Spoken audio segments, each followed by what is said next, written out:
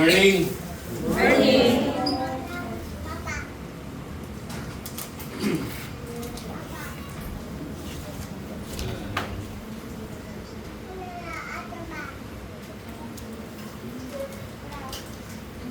Ang topic natin for this month of June ay family.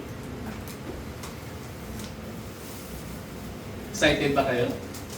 Amen. Lalo na sa third Sunday, mayroon tayong Family Day. Baka yun lang ang hinihintay. Okay.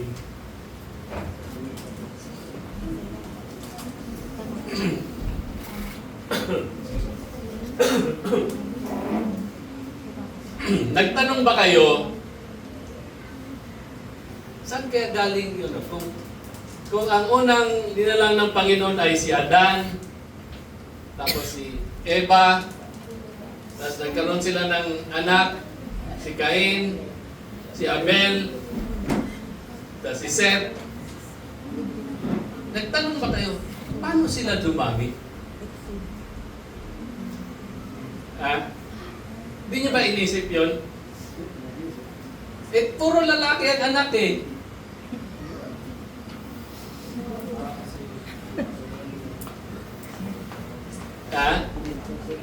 Walang nag-research nun.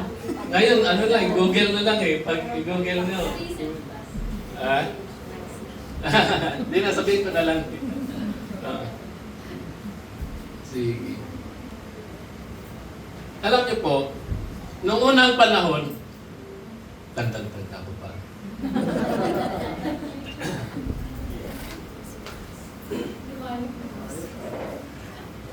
Pwede pa mag-asawa magkapatid.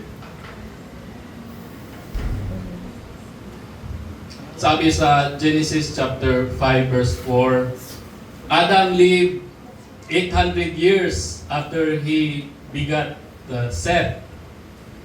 And he had sons and daughters. So Adam lived until 930 years. So, sa Bible, kasi hindi na pwede ilagay lahat ng pangalan kasi hindi nakakasya ang Bible. So, ang lang doon, si Cain, si Abel, yun ay because they represent, si Cain ay bad, si Abel ay good. So, yun, may significance ang pangalan. So, hindi na sinulat kasi ang dami nilang anak. So, nag-asawahan sila mga kakapatid. So, si Cain, pinatay pa niya si Abel. So, pinalitan, ang representative ngayon ay si Seth. Kaya silang tatlo ang nabanggit doon. But, si Adan ay umabot ng 930 years old. And sa tanda niya, sa tagal, ang dami nilang anak ni si Adan at si Eva. At nag-asawa-asawa sila. So, ganun po yun ang nangyari. So, kapatid sa kapatid, o pamangkin. So, alam niyo po kasi,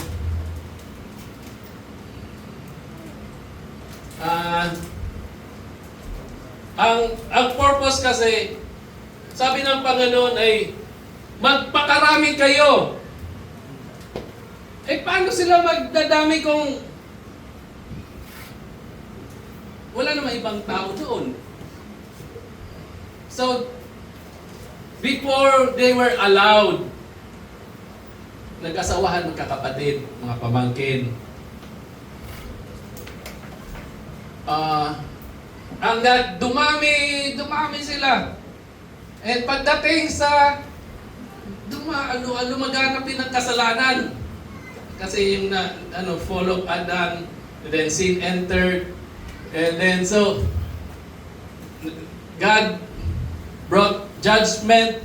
So yung great flood, Kaya namatay lahat maliban kay Noah, misis niya, at yung tatlong anak na lalaki at kanilang mga asawa.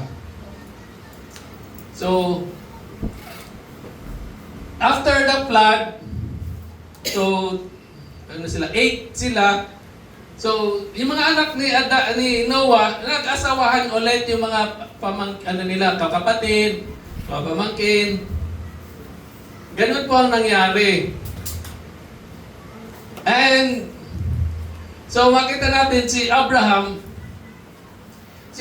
naman, sabi niya kay Elazar, punta ka doon sa lugar nila sa Ur. Doon hanapan mo ng asawa yung anak ko, si Isaac. So close relative pa rin. Close relative. Pero at least si Abraham na, he's following now yung what will happen. And then pumasok na yung Leviticus 18.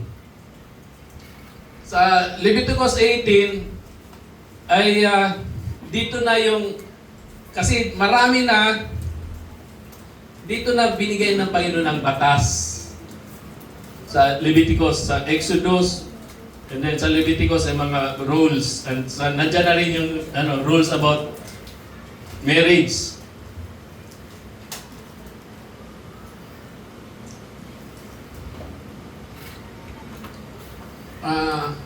So, Leviticus 18. Hanggang 4th degree, so, allowed but not explicitly prohibited. So, hanggat maaari kung kay 4th degree, malayo na rin yan. Pero hanggat maaari kung mas malayo pa, mas maganda. So, yun po ang nangyari. Noon, yung unang mga tao ay konti pa lang ang genetic mutation, kaya yung close marriage ay hindi pa siya harmful. Hindi katulad ngayon, siguro 3rd degree, 4th degree, minsan may defect kasi yung genetic mutation. But before, because yung nila ay pure pa, so wala pa yun. But ngayon ay bawal na. Incest, yung kapatid, asawahin mo, bawal na yun. Hanggang sa 4th generation, actually. So, but, pakinggan nyo ako. Ang allowed sa Genesis noon, hindi natin pwede gawin ngayon. Naintindihan? Disclaimer. Basta din, sabi ni Pastor James. Pwede pala. Hindi pwede. Noon lang yon. So, ngayon, because God set boundaries based on nearness of kin, so it's now a sin to marry your cousin or your sister to the 4th generation. At yung isang dyan, may abnormality kasi yung genetic mutation.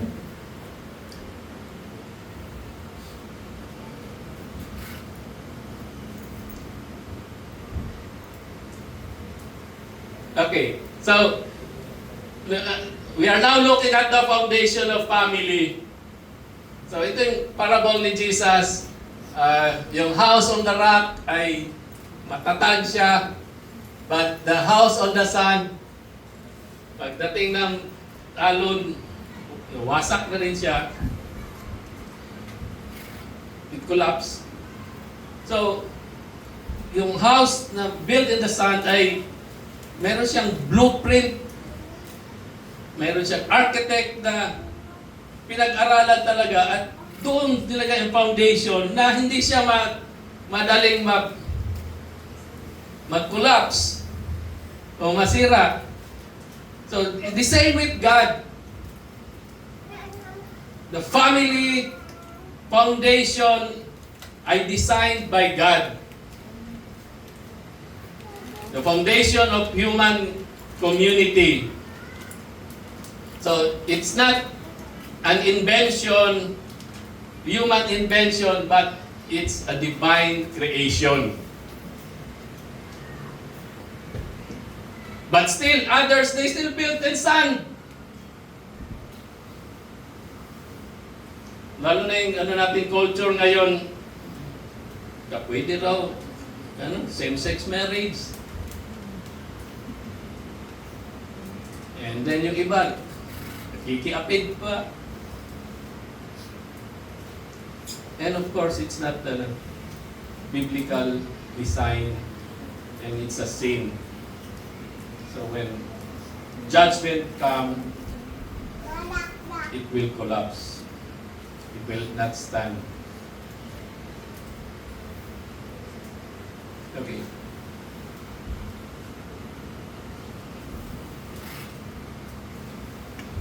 Let's see, sa first point natin. God's purpose for family. So sabi ng Panginoon, it is not good for man to be alone. So God saw Adam's need. Sa binasa natin kanina, alam niyo po, I believe you're familiar, sa lahat ng creation ng Panginoon, sabi niya, it is good. Di ba? And then, He created sun and moon, it is good. And then yung birds, it's good. So everything was good until pagdating niya kay Adam. So yun na yung binasa natin kanina. Pagdating kay Adam, nung linikha niya na si Adam, it's not good. It's not good for man to be alone. Kaya, lilikha siya ng mga animals, niya kay Adan, tingnan mo to. So, pinangalanan ni Adan, ganyan. Wala siya makitang partner. Kaya sabi ng Panginoon, it's not good for man to be alone.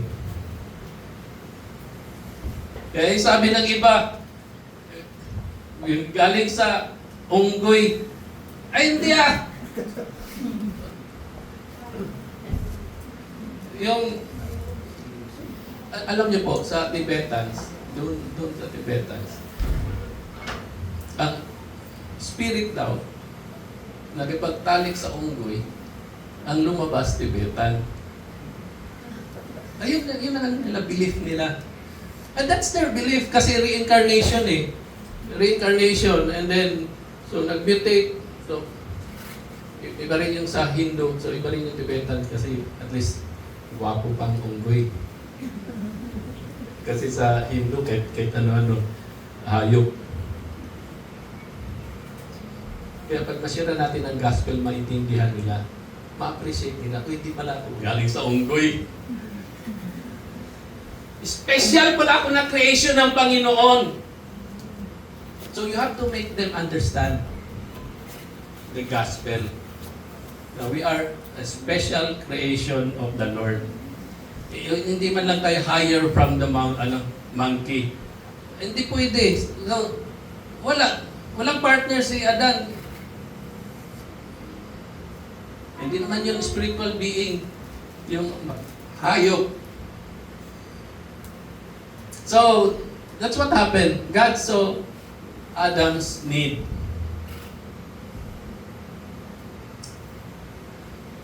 And this is very important kasi yun na yun. So He created a woman out of Adam's rib. So hindi sa ulo para hindi raw maging pag sa ulo kinuha, maging bossing ang misis. Kasi sa ulo kinuha Pag doon naman sa paa, baka apakapakan natin ang natin, tadyakan natin ang misis. Hindi pwede. So dito sa tadyan, malapit sa puso. Kaya doon niya kinuha.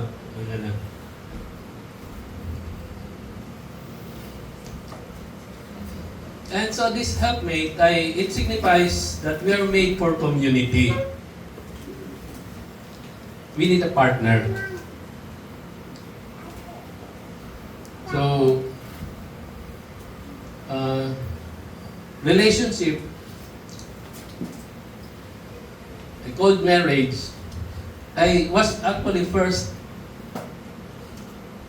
done in the Garden of Eden. So, malungkot si Adan, wala siyang partner, pinatulog siya, and then, yun na,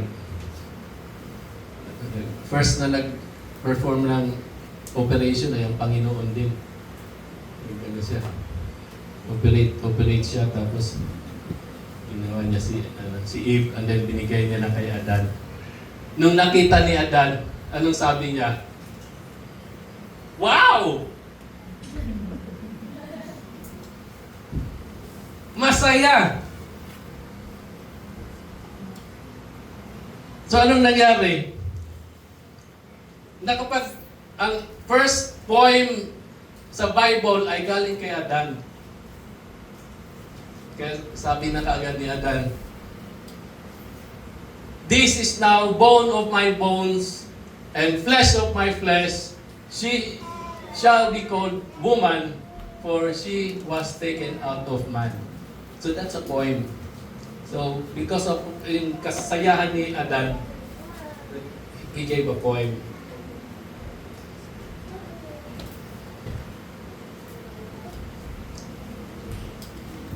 So God presented now yung bride ni Adan. So, and then the first marriage was instituted in the Garden of Eden. So, si Adan at si Eva, they are blood relatives now. A new family together. And that's what happens in marriage.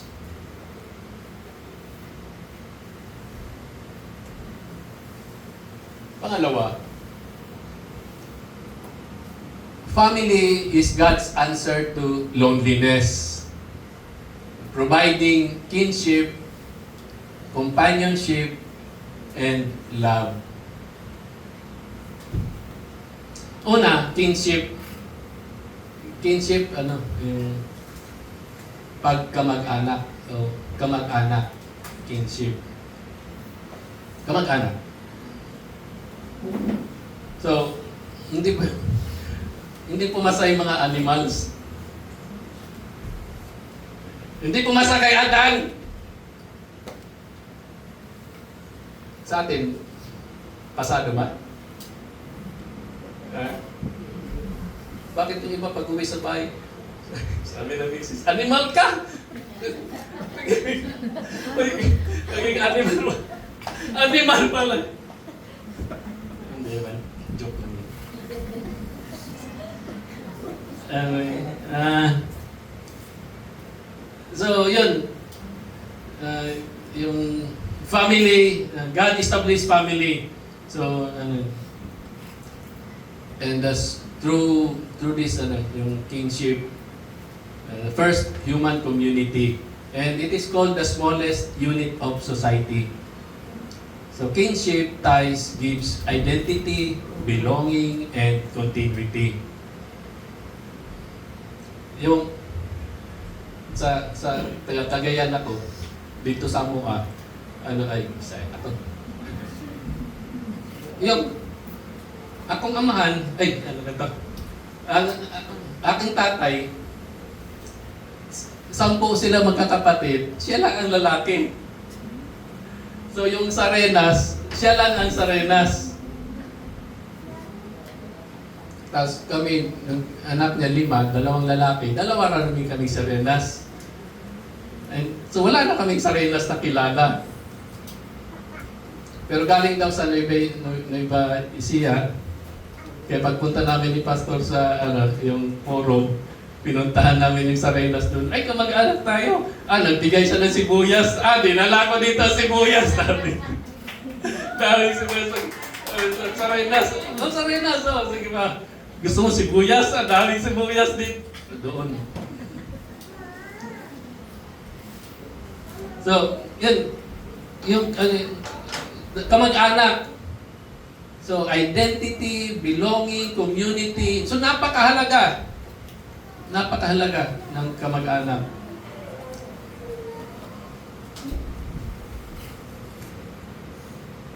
And yung generational blessing na binigay kay Abraham, God promised that his family would become a nation and kings. So kingship is the channel of covenant and discipleship. Through kingship, we spread the blessing.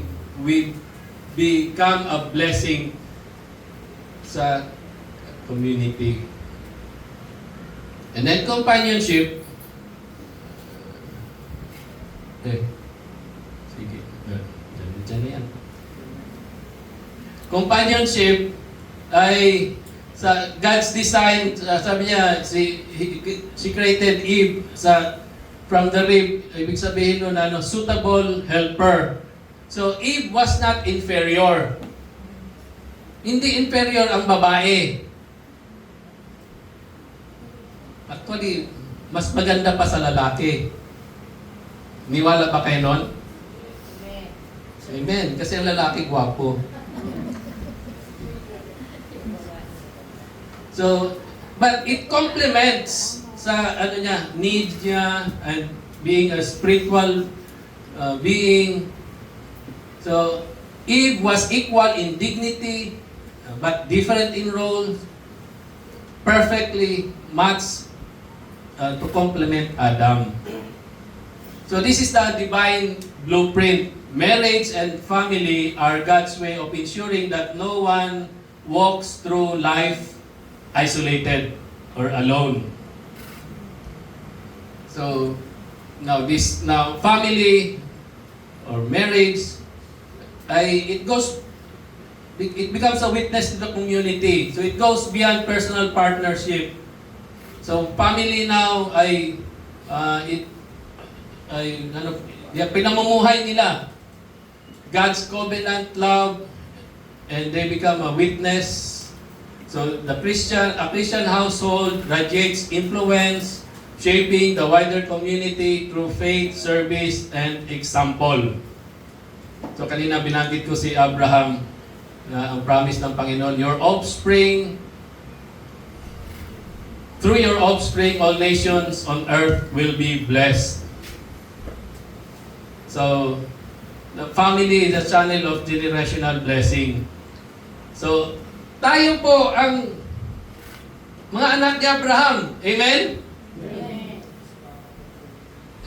Sabi ng Panginoon, it will become as plenty as the sun in the yung sa dagat.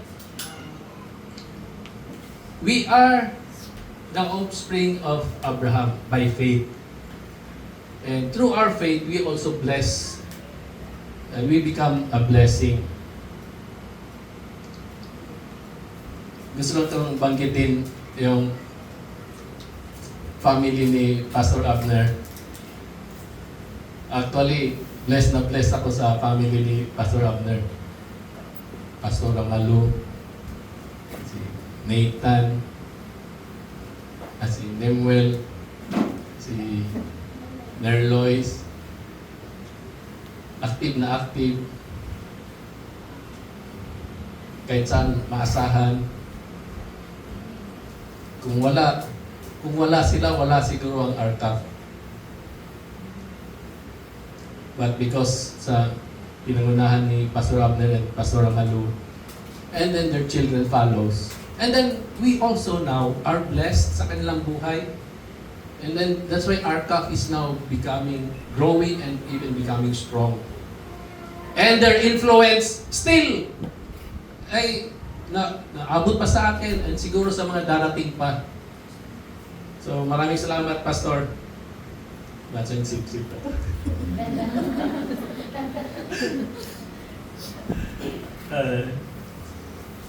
Yung love pala yung pangatlo. Covenantal love. So, family is the first community where unconditional love is practiced. So, unconditional love. So, grabe. Pasensya talaga. Lalo na yung bagong mag-aasawa. Minsan di mo maintindihan ang babae. Minsan, ang babae, sasabihin din nila, di ko rin maintindihan sarili ko eh. Kasi because of mood swing, lalo na pag yung period nila. So, ang hirap. Intindihin mo na lang para walang gulo. Next. Di mo pwede banggain. Outside Kulambo ka.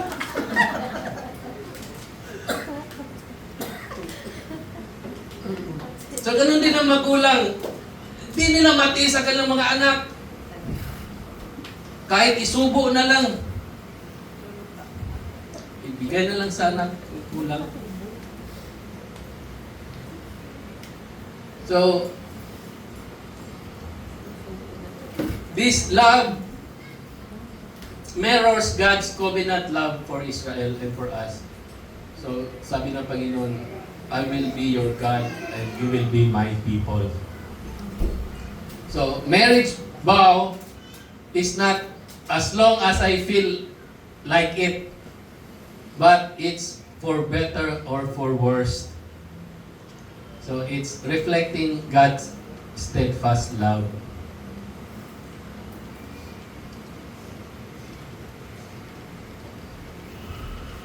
Yung bagong pastor,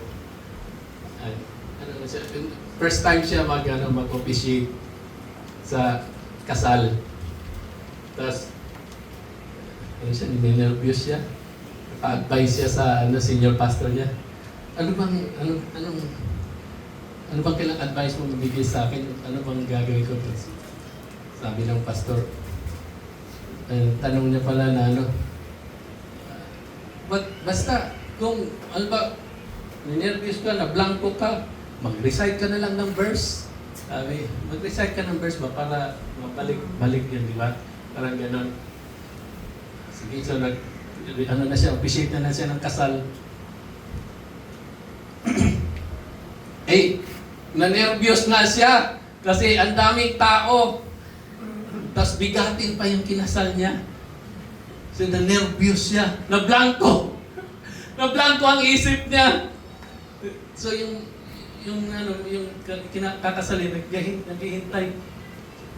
Ano man sasabihin pati mga tao naghihintay. So, na-blanco siya. Pero naalala niya, sabi ng senior pastor ko, mag-recite ka na lang ng verse. So, recite siya ng verse, sabi niya. Sabi niya, Father, forgive them, for they do not know what they are doing. Kasi galing sa Easter, nag-preach siya ng Easter, so yun. sabi niya tuloy, Father, forgive them, for they do not know what they are doing.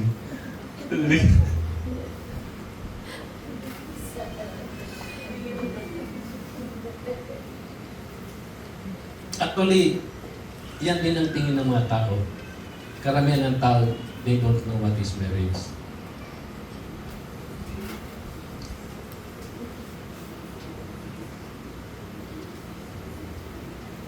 Di nila alam ang kanilang ginagawa.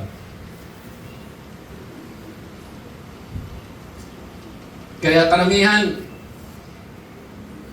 may mental health struggle, may anxiety, depression, loneliness, especially itong mga millennials at Gen Z, kaya pala nilagay ko. Especially millennials and Gen Z. Nasaan ba kayo dyan?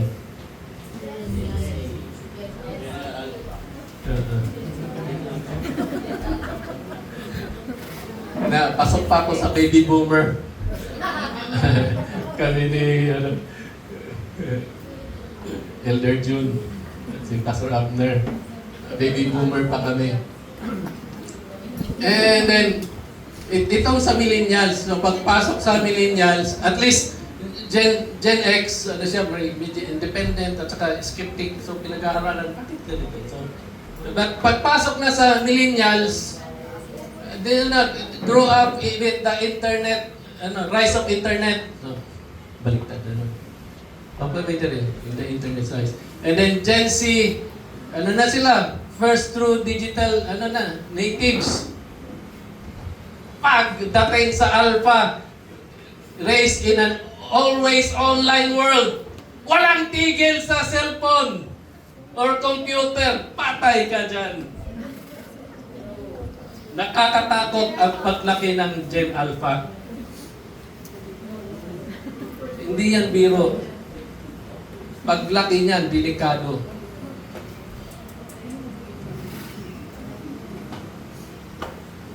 But we're privileged bilang Christian.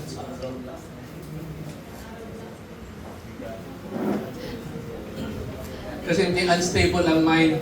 At saka But we're privileged bilang Christians na we have God's Word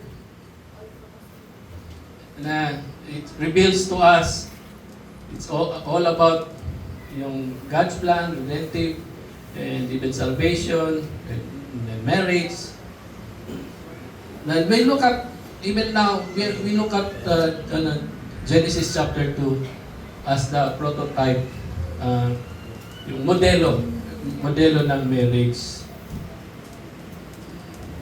And this is our standard. Pangalawa, unity in marriage. The two shall become one flesh.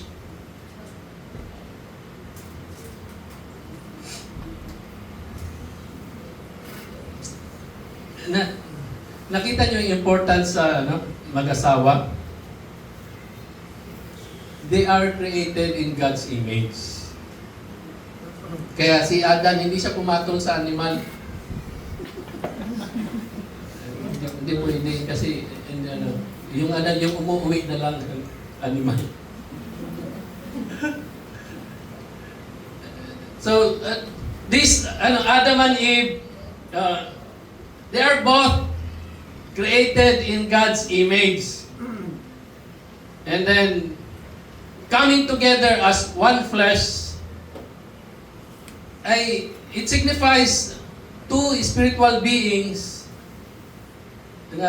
made in the image of God, complementing to each other spiritual characteristics and strength as they become one, together as one. Hindi siya yung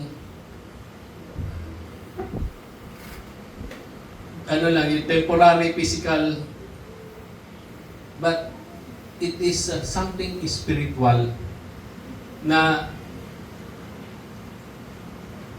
alam niyo po, marriage ay para dito lang sa earth, but ang significance niyan, as we work together, we help each other reach our goal, which is heaven. Naintindihan po?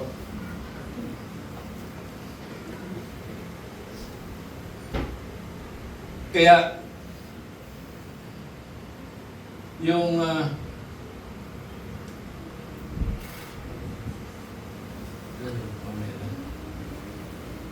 napakalaga na we have spiritual or we have heaven, eternity as scope of our marriage. So hindi lang para sa yung iba physical lang, masaya lang, but as yung mag-asawa, God's model and design, it is sabi lang made in heaven. God was the one who yung blessed, and so And then, that marriage, sabi ni Jesus, no one shall separate. So, hindi lang siya pang samantala, pang aliw, pang ano lang, pang pastime. Kasi iba ang ano natin, hook up culture. Yung culture natin ngayon, live-in muna. Yung culture natin ngayon, live-in. Live-in muna. At ano ba, trial and error. Kasi, paano namin malaman kung kami ba talaga? Live-in muna. Para kung okay, okay, sige. Pero kung di okay, walang problema. Iwalay. So, yun ang ano, yun ang kultura ngayon. But actually, sex is a gift from God to bond that spiritual union of couple. Pero ginagamit ito ni Satan as yung to mapasaya ka. To feel your longing. Enjoyment. Tapos, tuksok kasi. Tatawa pa.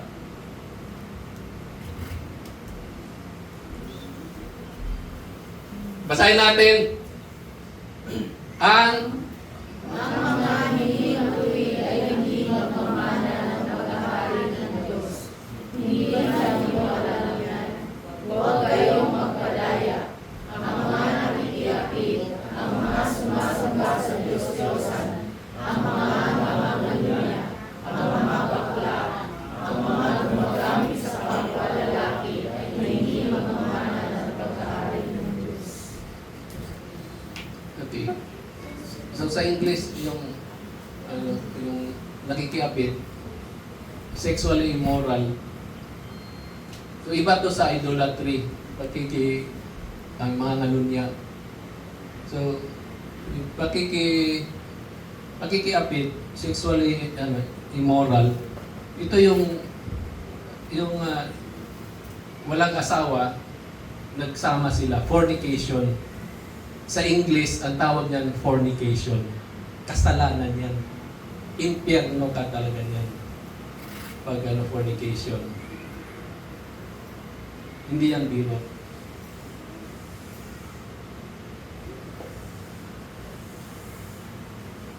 Sex outside marriage. At tanggap na ito ngayon. Normal na siya. Kaya ang Christianity is counterculture.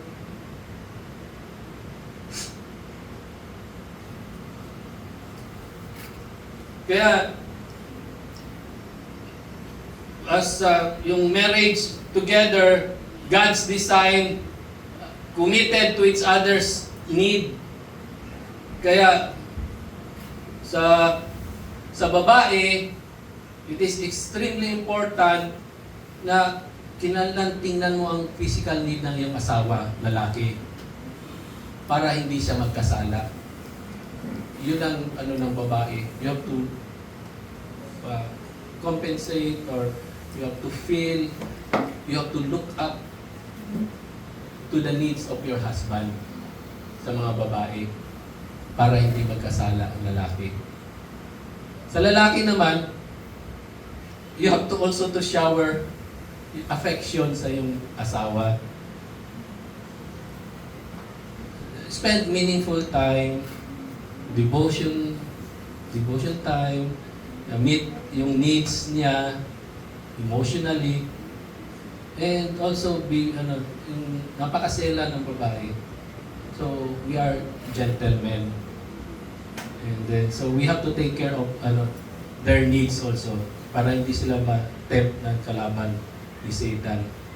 So yun, we have to look up to each other's need. Naintindihan? Amen. Amen. Amen? So, may pala, ang lalaki, tingnan mo yung mo, tingnan mo yung asawa ng asawa mo. May pera ka pa, dear? Iba pa utang. Pero sa babae naman, kamusta? Kamusta ang libog mo? Mapigilan pa ba? And you have to compensate each other. That's the purpose of marriage. And that's normal. You are one. So they were naked and they were not ashamed. That is God's design. Sex is a gift where the union will be bound together. Strong. It will complete yung physical, emotional, and even spiritual because our goal is heaven. If you neglect that, yung responsibility, you are allowing that your partner to be tempted. So, don't give Satan a space. So, you have to be close. Sabi sa 1 Corinthians 7:1-5, pwede siguro kung you agree that you will pray to get you are yung may prayer time ka, pero kung hindi prayer time, walang excuse. You have to compensate the need of your partner. So pag medyo wala ka sa condition, sabihin mo nila magpi-pray ako. Pag magpi-pray, exempted pala yun, hindi pwede. But you have to hindi naman siguro pero fasting ka tagal.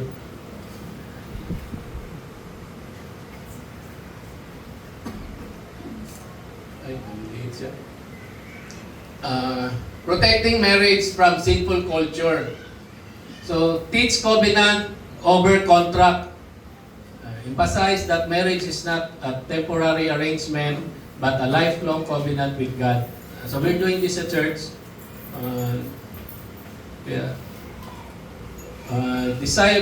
Disciple young couples.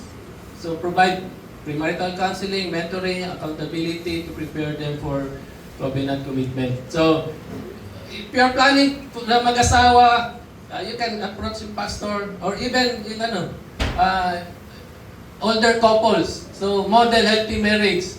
So, yung older couples in the church can mentor younger ones, demonstrating faithfulness and sacrificial love. So, kung may iba na gusto magpa-cancel, so pwede kay pastor or pwede sa mga elder natin, mga mature na natin membro, na makita mo na they are also modeling this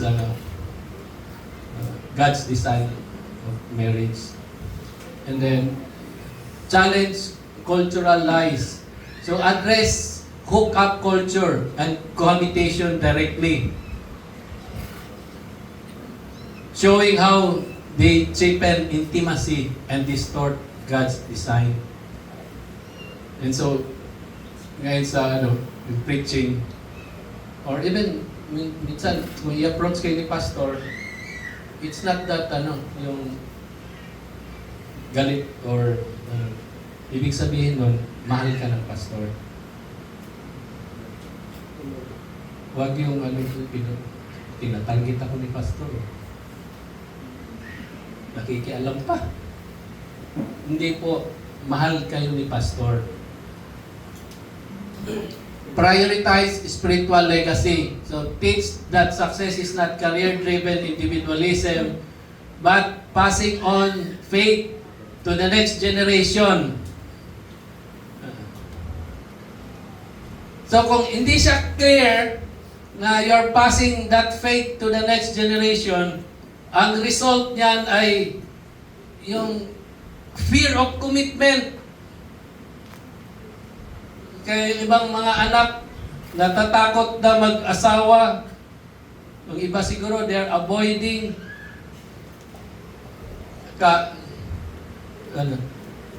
last Friday, so Bible study kami dun sa homeowners, na seniors.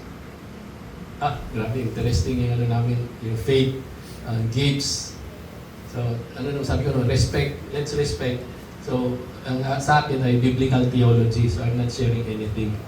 And so, we respect each other, and then let's pray for them, and pray for them in salvation. Kasi matatanda na, di pa alam yung meron ba ako ang Holy Spirit? Sino ba, paano ba yung Holy Spirit?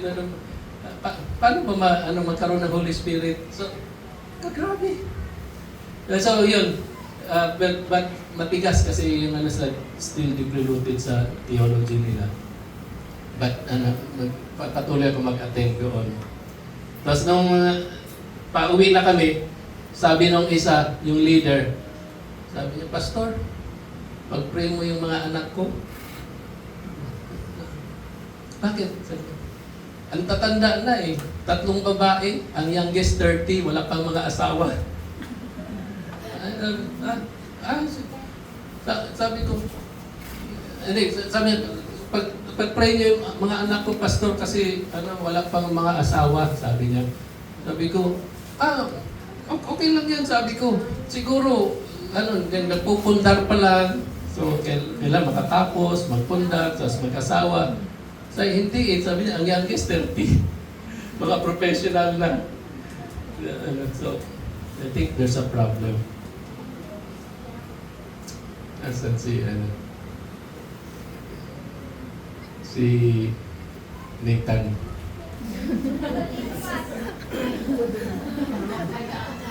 Bago. Hindi, naalala ko yung birthday. Yung birthday, tapos yung sabi ni Pastor? Nakalimutan pa ni Pastor eh. Hindi niya mabanggit, nakalimutan niya. Ano nga yun, Pastor?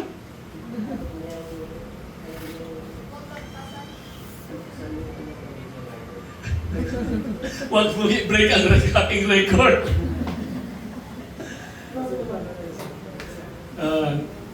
It goes to all of our young people. Pag nakagraduate na, makahanap ng trabaho, mag-asawa na.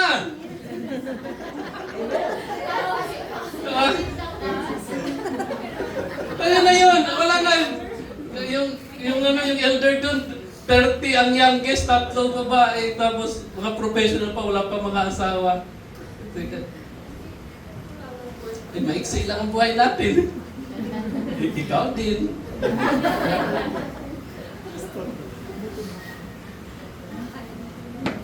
Sige.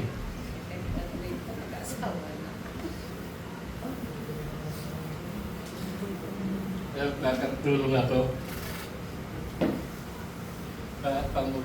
Ayan, sige. Partnership in mission. So, that is why a man leaves his father and mother and is united with his wife and they become one flesh. So, equal partnership, the husband and wife stand as co-laborer in God's kingdom. So, magkaisa sa purpose, and then we're reflecting the relational nature, and then together advancing the redemptive work of Christ. Okay. So, family beyond survival. So, hindi lang yung basta makakain, okay na. But we have a mission. Our family, we have a mission. So, yung companionship, nabanggit na natin yan, raising children in faith. So, it is God's design na yung mga anak natin ay sila din, they will grow in their faith. Sabi sa Deuteronomy 6:7, these commandments that I give you today are to be on your hearts. Impress them in your children. Talk to them when they sit at home, when they walk on the road, and when they lie down, and when they get up. Ibig sabihin, family is the first discipleship classroom. Family is the first discipleship classroom. Ipangaral natin sa ating mga anak.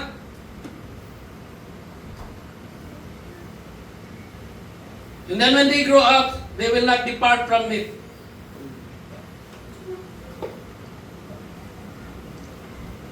Serving together.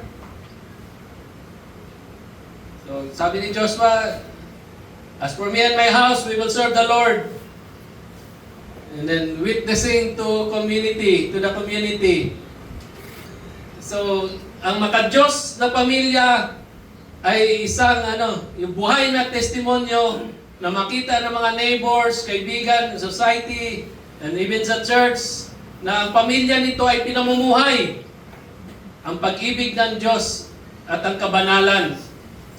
So it's a faith legacy na parents, especially, we are to give sa ating mga anak. Sabi, ay, wala kaming kayamanan mapamana sa iyo. Ang mapamana namin sa inyo ay pag-aaral. Tama po yun. Pero kulang. Ang isa pang ipamana natin ay pananampalataya. Aanuhin mo kung maging successful kung sira naman ang buhay niya.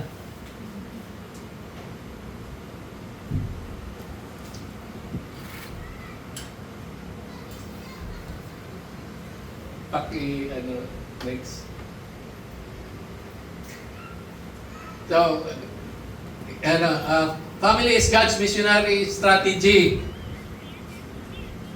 So, it nurtures disciples, so mga anak natin, and then it models covenant love, yung spouse serving together, and then it blesses the nation. So, community witness, fulfilling Abraham's promise. Okay, time na ako.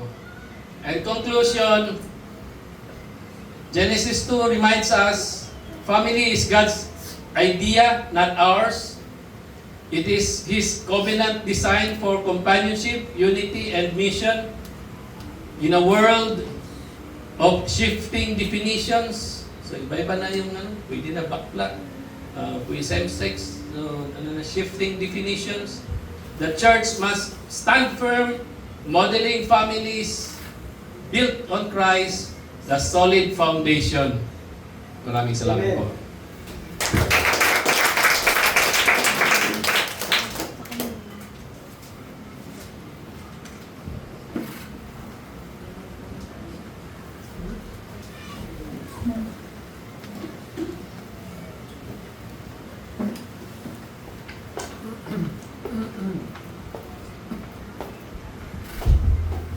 Tanong ko mamaya kay Pastora kung narinig niya yung bahagi kanina ng preaching ni Pastor. Kasi wala siya rito eh. Hindi niya siguro narinig. I-remind ko. Remind ko naman siya mamaya. Okay. Darako po tayo sa ating bago